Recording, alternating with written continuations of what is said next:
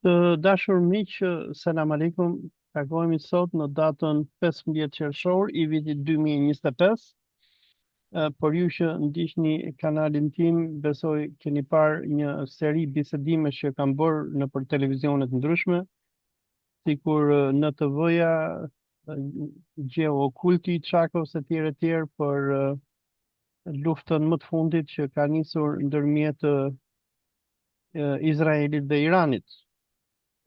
Sikur kam përmendur në për studiot e tjera, në bisedat e tjera që kam bërë, sulmi Izraelit kundër Iranit ishte diçka e pritur, pasi sikur e kemi sqaruar edhe këtu në kanalin tim dhe me frymëzimin në herët e kaluara. Sulmi ndaj Iranit është një sulm për të cilin kryeministri zionist i Izraelit Benjamin Netanyahu leh prej më shumë se 2 dekadash, ku ai i kërkon pa ndërprer amerikanëve që të sulmojnë Iranin. Për ju që ndiqni kanalin ton, ne kemi sqaruar se si pas 11 shtatorit administratat amerikane, sidomos administrata e Bushit të dytë, nisi atë projektin e madh për luftën kundër 7 vendeve muslimane në 5 vitet e administratës Bush, ku administrata Bush e nisi luftën e saj kundër Afganistanit, më pas kundër Irakut dhe më pas luftrat kundër botës islame u vazhduan nga administrata e presidentit Obama, me të ashtu quajturën Arab Spring apo pranvera arabe, ku pam rrëzimet e regjimeve që nga Egjipti, Libia dhe lufta e fundit e zionizmit ishte ajo e dhjetorit të vitit 2024, kur CIA amerikane e MI6-i britanik me zionistët izraelit koordinuan rrëzimin e qeverisë së Sirisë të presidentit Bashar al-Assad. Dhe pas rrëzimit të Sirisë së Asadit, sikur edhe ju mund ta kuptoni, por sikur e ka shprehur edhe vet Netanyahu në për deklarimet e tija në për media, Netanyahu mori, sikur themi neve, në shqip fluturoi me pras, nga që tha që tani që unë e shkatrova edhe Sirin dhe e kam dërmuar Hezbollahin dhe Hamasin, dominoja e fundit që ngjelet që mbështet çështjen e Palestinës është Irani, dhe që kur presidenti Trump erdhi në pushtet në janar të vitit 2025, Benjamin Netanyahu ka bërë të gjitha tratativat që ta nxjisi administratën e re amerikane që të hyjë në një luftë të re për Izraelin. Presidenti Trump pasi erdhi në zyrë, në fakt filloi një luftë për Izraelin, por ajo nuk ishte luftë kundër Iranit, por ishte luftë kundër Yemenit. Dhe pas bombardimit të Yemenit për më shumë se sa një muaj, më në fund presidenti Trump u tërhoq dhe bëri armpushim me Yemenasit, nga që e pa që ishte e kot, do më thënë që me bombardime vetëm Yemeni nuk rrëzohej dot.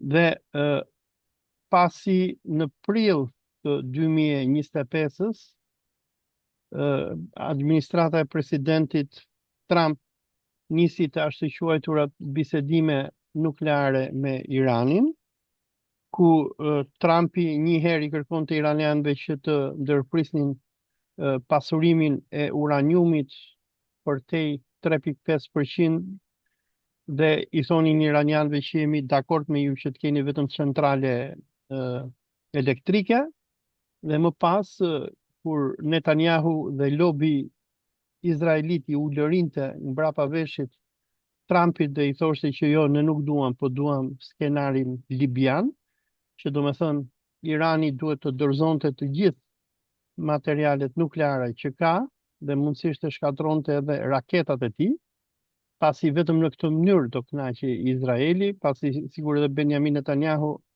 deklaroi që ai kërkonte vetëm opsion libian për Iranin, që nënkupton Irani duhet të çarmatosej në mënyrë që t'i që nga lista e vendeve që sponsorizojnë terrorizmin, dhe më pas çfarë do të vijonte është ajo që ndoqi zionizmin ndërkombëtar me Libinë e Gaddafit, ku Gaddafin pasi e çarmatosën, pasi e kthyen në një klon të perëndimit, ku Gaddafi shkonte në Paris edhe në Rom dhe hapte çadrën e tij si beduin dhe predikonte islamin. Pasi mbaruan punë, sapo u erdhi momenti në dorë, domethënë ajo që njihej si pranvera arabe, Gaddafin nga miki Berlusconit dhe Sarkozy që ishte, e vran duke e bombarduar me avionet e NATO-s. Por duke qenë që iranianët nuk e hajnë këtë lloj karrote, sepse ata e dinë që sepse ata do shkatrojnë programin e tyre nuklear dhe raketor, ata më pas do i gjej ajo që i gjeti Gaddafin, kanë refuzuar që të kapitulojnë në këtë farë mënyre. Dhe duke qenë që iranianët refuzuan që të kapitulojnë përpara Trumpit, në datën 61 të bisedimeve ndërmjet amerikanëve dhe izraelitëve, pra në datën 13 qershor, 2 ditë më herët, Izraeli nisi atë që njihet si operacioni Quarja e Luanit. Me këtë operacion, çfarë Izraeli synonte që të arrinte, ishte që të shkatronte programin nuklear iranian, dhe sigur ne kemi parë, përveç sulmit ndaj programit nuklear iranian, zionistët vran krerët kryesor të gardës revolucionare iraniane. Po ndaj këtu për shikuesit lajmin e nisjes së operacionit ngritja e Luanit, që e tregon Jeruzalem Posti, dhe me këtë operacion të pabes, ashtu sikur i bëjnë gjithmonë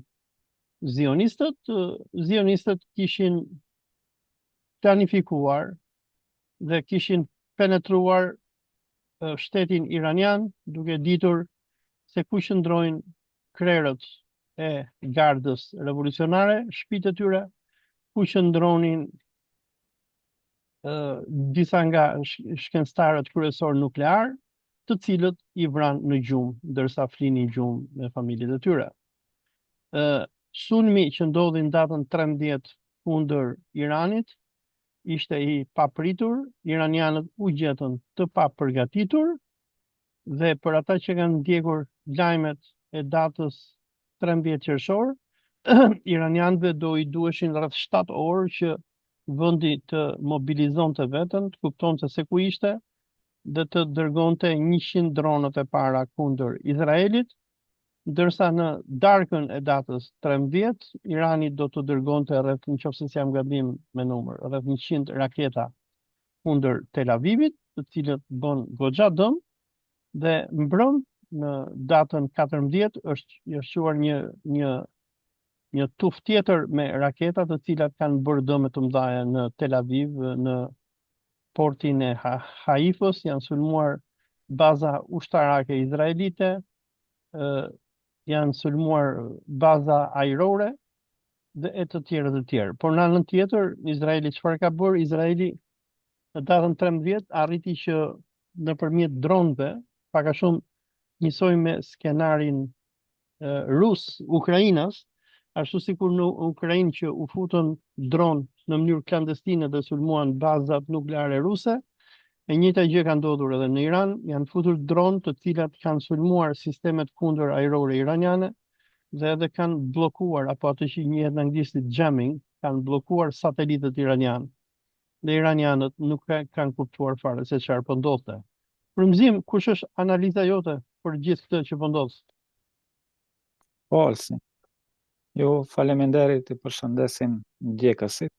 Kemi lajme të shumta, nuk kemi shumë kohë të analizojmë të gjitha, po ju e bët një përmbledhje se çka ka ndodhur. Unë më shumë do të hyj në analizë se sa në faktet se çka ka ndodhur në këta 3 ditë.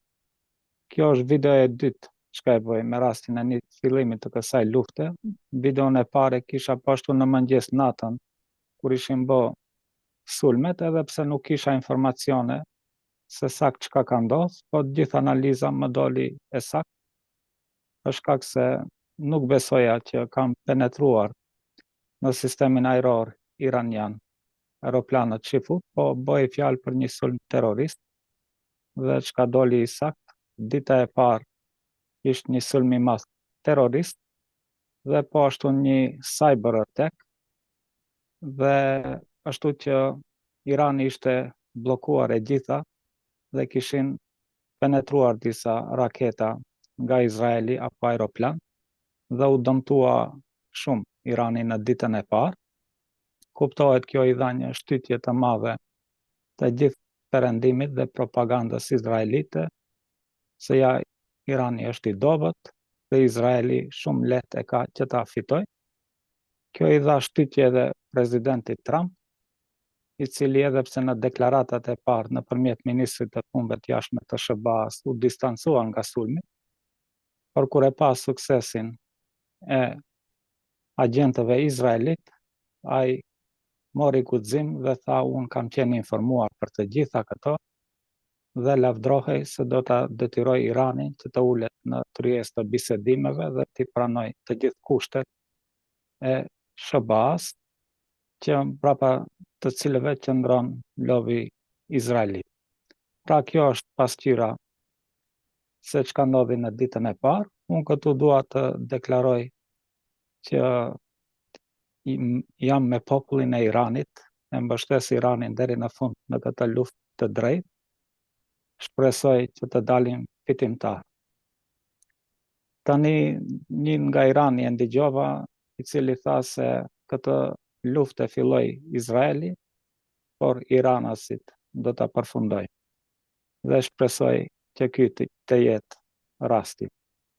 Tani edhe në videon më herët që e kisha, isha optimist për kapacitetin ushtarak të Iranit dhe thash që do të pendohet kryeministri i Izraelit që ndërmori këtë hap, dhe si duket është duke shkuar procesi në rrugë të mbar, dhe prandaj kemi edhe deklaratat e fundit të Trump, i cili thotë që edhe SBA-ja mund të hyjë në këtë luftë.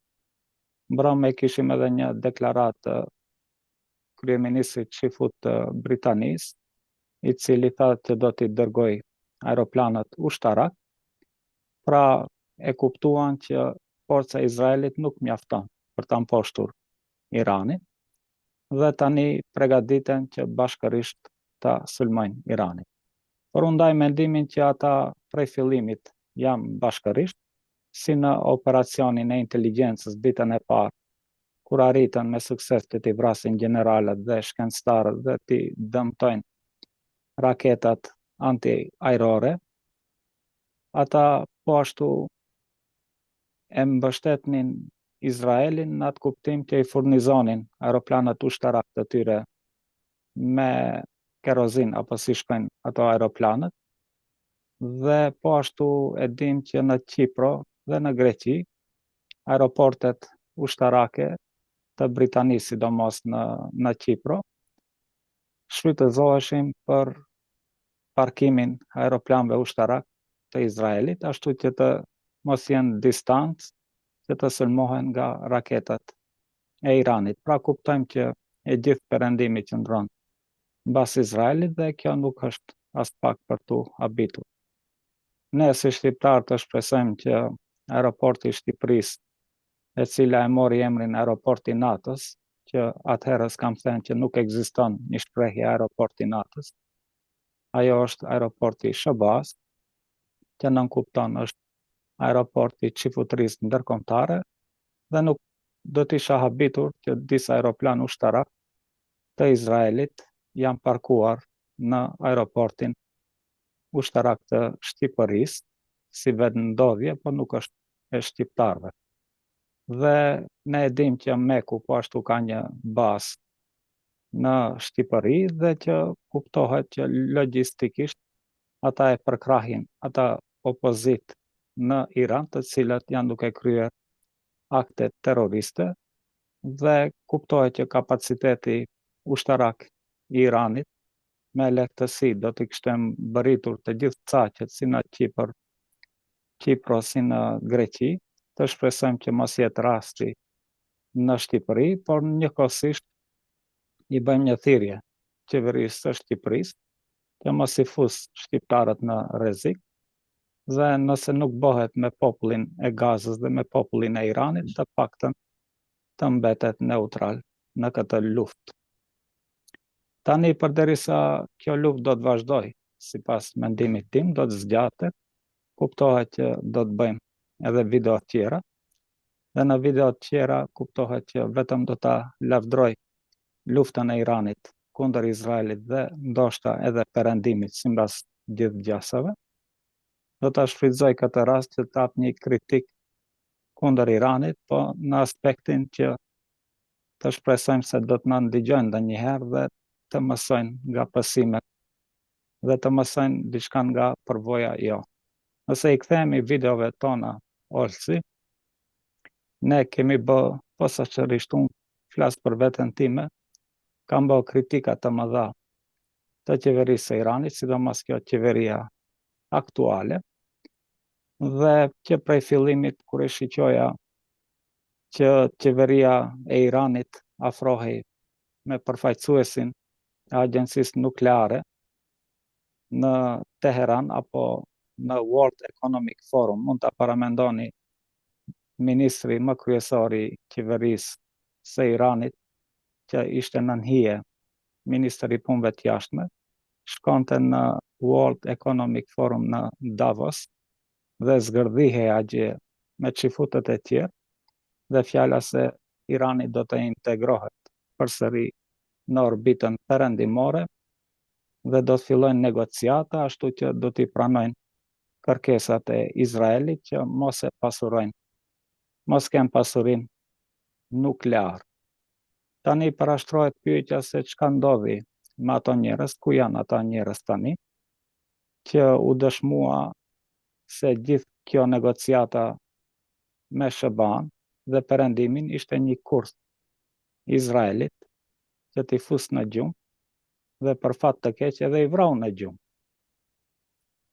Tani u vra e gjithë elita ushtarake e Iranit, dhe kush do ta marr këtë përgjegjësi. Tani, nëse ishte një shtet serioz, unë jam shumë radikal Orsi. Mirë që nuk jam lideri ndonjë shteti, po përderisa Irani ka dënim me vdekje, unë do ta kisha shfrytzuar atë ligjin e dënimit për vdekje, dhe të gjithë ata politikanë që e futën në këtë kurth Iranin do t'i kisha ekzekutuar. Dhe kuptohet që duhet pushtetin në këtë situatë emergjente ta merr ushtria. Ta merr ushtria se bëhet fjalë për ekzistimin e shtetit të Iranit, për ekzistimin e civilizimit të Iranit, për ekzistimin e popullit të Iranit, për ekzistimin e kulturës perse. Pra bëhet fjalë për një armik i pamëshirshëm, i cili në momentin që shikon dobësi, është në gjendje të shkatrojë si me popull, si me shtet, si me qeveri, si me civilizim, të gjithë. Dhe prandaj duhet vigjilenca iraniane të jetë në maksimum. Tani, për sa i përket, kemi biseduar për bombën atomike. Kuptohet që unë e kam mbajtur qëndrimin që është esenciale për ekzistimin e Iranit që të prodhojnë bombë atomike. Dhe këto e themi pikërisht për Iranin, për shkak se e kanë uraniumin, e kanë teknologjinë, i kanë shkencëtarët dhe e kanë nevojën. Dhe ne dim që fatkeqësisht shkencëtarët e shkencave fizike po nukleare u vranë, shumë prej tyre, dhe tash futet në dyshim se a ka kapacitet tani Irani që ta prodhoj bombën nukleare, po përsëri jam optimist dhe besoj që brenda kësaj periudhe ata kanë filluar që ta prodhojnë bombën atomike. Ajo mund të merr pak kohë, por të shpresojmë që do t'i arrijnë me sukses dhe që ta testojnë me sukses. Nëse i kthehemi videove tona, unë kam thënë që nëse është Ali Khamenei, i cili është përfaqësuesi apo supremi lider, personi i cili nuk e mundson zhvillimin e bombës atomike të Iranit, atëherë unë flas këtu për tradhti kombëtare.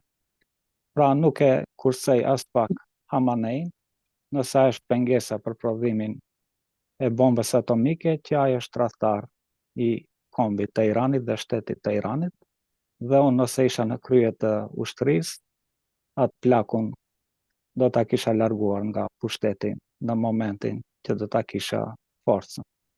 Pra nuk ka kohë për mëshirë, nuk ka kohë për mendim ndryshe. Bëhet fjalë për ekzistencën e Iranit nga një shtet gjenocidal. Ne shiqojmë se çfarë bën një psikopat në krye të Izraelit, duke i vrarë fëmijët, duke i detyruar që të vdesin për një gotë ujë apo për ushqim, dhe ai çka mendon se me diplomaci mund ta zgjedhë këtë, vetëm mund të kem keqardhje për mendimin e tij. Kjo ndoshta dikujt do t'i dukej e ashpër, po kjo është qëndrimi im, dhe si duket sipas përvojës dhe fjalimeve që i kemi mbajt apo diskutimeve, të gjitha ata prognozat time dalin të sakta. Tani ku ishte problemi kryesor i kësaj qeverie?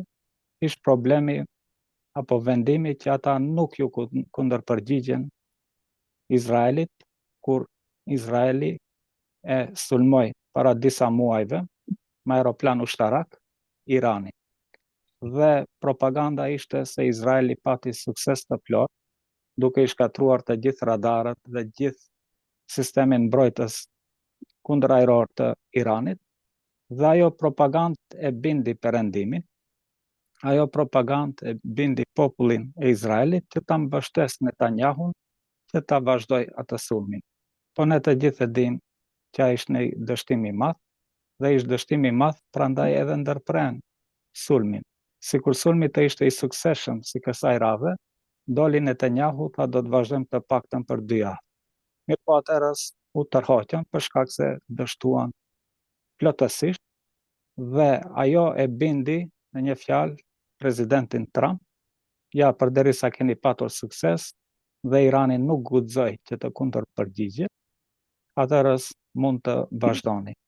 Për shkak se kur bisedojmë për presidentin Trump, duhet ta kemi që bëhet fjalë për një president budalla në atë aspektin e inteligjencës, dhe aty ku e sheh forcën, në atë bëhet.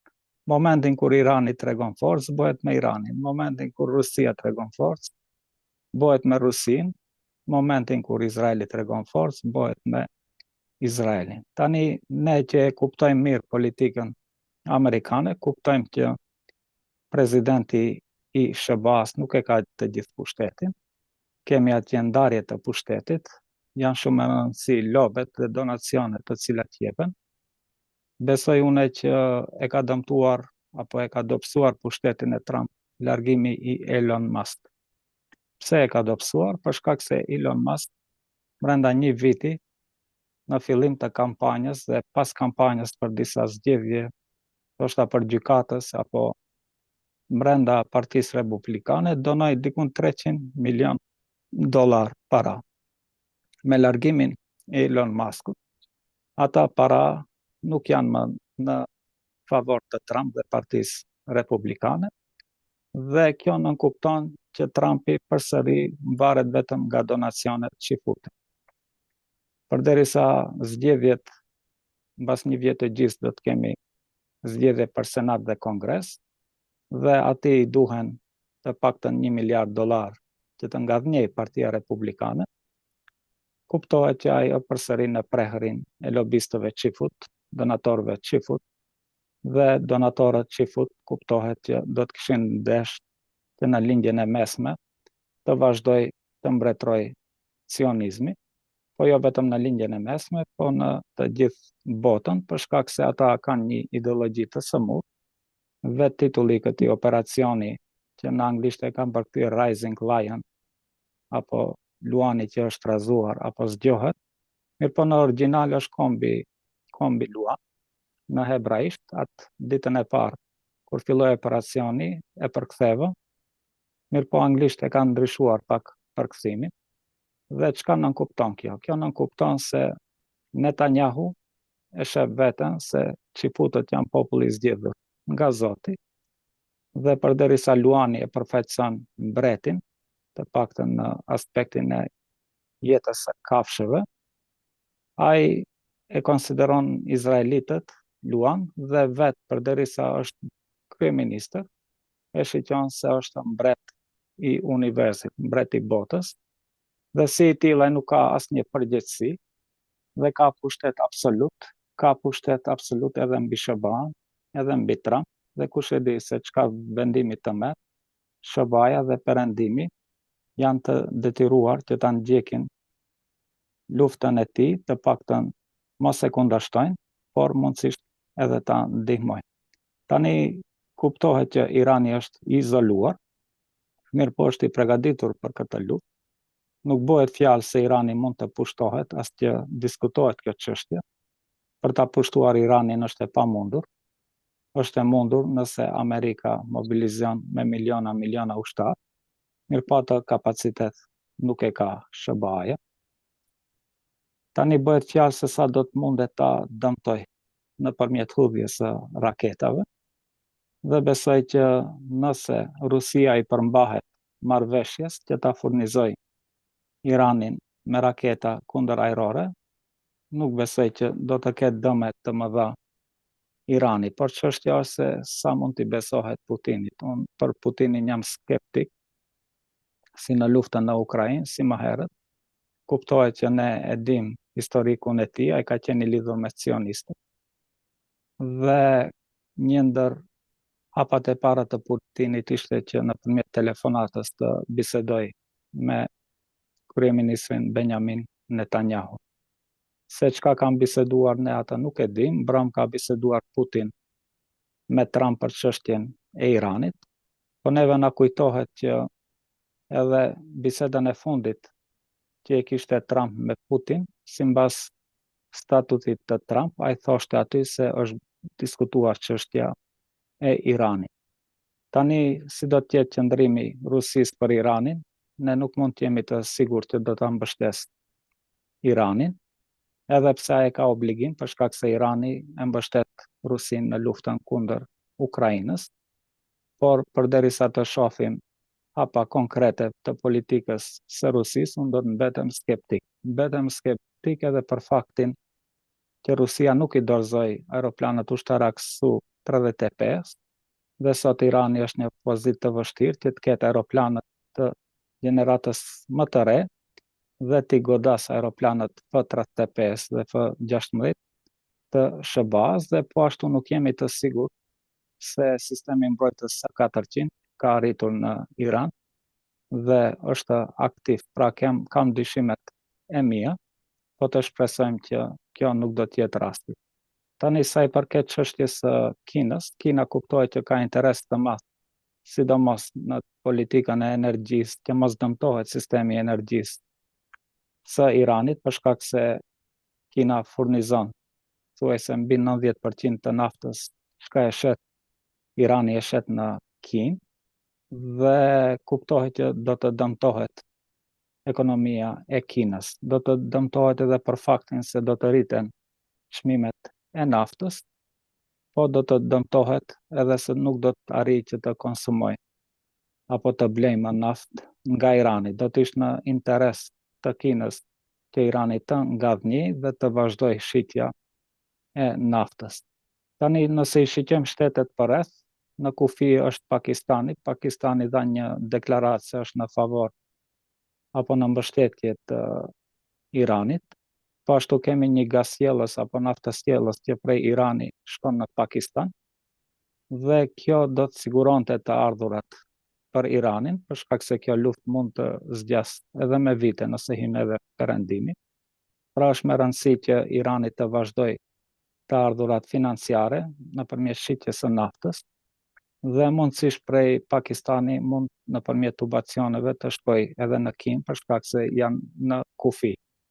Tani Rusia kuptohet që nëse don të dalë nga izolimi, është e detyruar që të ketë marrëdhënie të mira me Iranin, për shkak se nëpërmjet Azerbajxhanit kanë lidhje të drejtë për drejtë me Rusin, Irani, apo nëpërmjet detit Kaspik kanë lidhje të drejtë për drejtë dhe të gjithë mallrat e Rusisë mund të dalin në detin Indian nëpërmjet Iranit që të vazhdoj tregtia me Indin apo me Kinën dhe nuk do të kishte nevojë që nëpërmjet detit të Zi dhe detit Mesdhet të dalë në Atlantik apo në veri në detin Baltik, ku është izoluar nga trupat e NATO-s. Pra është shumë e rëndësishme që Irani dhe Rusia të kenë marrëdhënie të mira, për shkak se është në interes të dy palëve.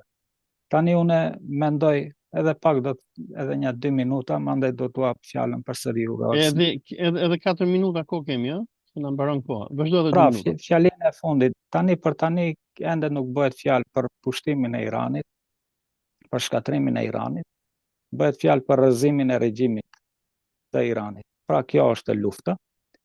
Prandaj duhet jenë më rigoros pushtetarët e Iranit që të shpallin gjendje të jashtëzakonshme, të gjithë ata që janë kritik të izolohen, për shkak se nëse bie pushteti, atëherë planin e kanë të gatshëm izraelitët, ju e keni Mekun në Shqipëri, apo shahun iranian, i cili është në perëndim.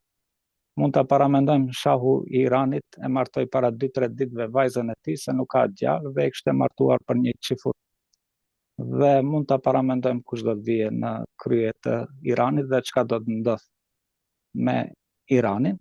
Pra është një luftë ekzistenciale për Iranin. Ne do të bëjmë video të tjera. Të kishte qenë pak më jashtë për qeveria e Iranit, nuk do të ndodhte kjo, për ta mbronin Gazën, ta mbronin Beirutin, ta mbronin Damaskun, ta mbronin Sanën. Sot nuk do të ndodhnin bombardimet në Teheran, po ja që gabimin e bën, të fajshmit duhet të ndëshkohen dhe të vazhdojnë ndonjëherë të shqyrtojnë video tona. Kaq kish. Konkluzionin që ju arritët kanë arritur edhe shumë analistë të tjerë që unë jam duke i parë në këto ditë, të cilët edhe iranian domethënë, po problemi është qeveria e Pezeshkianit, por edhe shumë iranian kanë arritur në konkluzionet tona, duke thënë që sikur gjatë operacionit Premtimi 1 dhe Premtimi 2 Iranit të kishte bërë këtë lloj kundër përgjigje ndaj Izraelit, nuk do ndodhte kjo që ndodhi. Por problemi në Iran, ashtu sikur e përmendë ti, është politik. Biles përpara 2 orësh, domethënë në orën 3 PM me Kuala Lumpurin, që i bie ora 9 e mëngjesit me juve në Maqedoni, ishte në konferencë për shtyp ministri i jashtëm Abbas Araçi, i cili thoshte që ne jemi gati për marrëveshje nukleare me amerikanët, por po na sulmon Izraeli dhe duhet mbrohemi. Pra, problemi në Iran është politik. Dhe duke qenë politik, këta, domethënë, biles unë ta them personalisht, mua më bë qefi që Izraeli bëri këtë goditjen, nga që këta që janë në pushtet, këta reformatorët, ja kanë lidhur duart si gardës revolucionare, si Khameneit. Dhe me pretendimin se ne do bëjmë bisedime me amerikanët edhe do të zgjidhim. Por ashtu sikur the ti, amerikanët janë zionistë dhe Netanyahu është kriminal. Dhe domethënë e vetmja gjë që zionistët marrin vesh është kur i rri me drut e koka. Por unë, se s'kemi edhe shumë kohë, kemi vetëm 1 minutë, unë kam frikë një skenar tjetër, se domethënë ndërsa dita e parë ishte kaos për iranianët, kundërpërgjigja iraniane po është spektakolare dhe nga lajmet më të fundit është që Izraeli po e lut Amerikën që të hynë luftë, po deri tani Trumpi po refuzon që të hynë luftë, edhe shpresojmë që amerikanët nuk do hynë luftë, nga që kundërpërgjigja e gardës revolucionare është fantastike, ata po shkatrojnë lagje, po shkatrojnë pika strategjike të Izraelit, dhe Izraeli duke qenë vend i vogël nuk e përballon dot. Por përpara se ta mbyllim këtë bisedë, kemi 1 minutë kohë, dua që t'i tregoj shikuesve tanë këtë video që ka nxjerr Benjamin Netanyahu përpara një dite dje, domethënë, ku Netanyahu i apelon kolonës së 5 iraniane, domethënë pahlavizëve, mujahidinëve, i thot çohuni, ngrihuni se tani ju ka ardhur momenti që ta rrëzojmë regjimin islamik. Dhe qëllimi i Izraelit është rrëzimi i Republikës Islamike të Iranit, sepse ata e din, duke rrëzuar Republikën Islamike të Iranit, nuk do ketë më islam politik, nuk do ketë më mbështetje për Palestinën. Koha na mbaroi frymëzim, të falenderoj shumë dhe i falenderoj dhe miq që na ndjekin. Do të shtosh diçka përpara se të na higi momenti? Vetëm ju dëshiroj mirë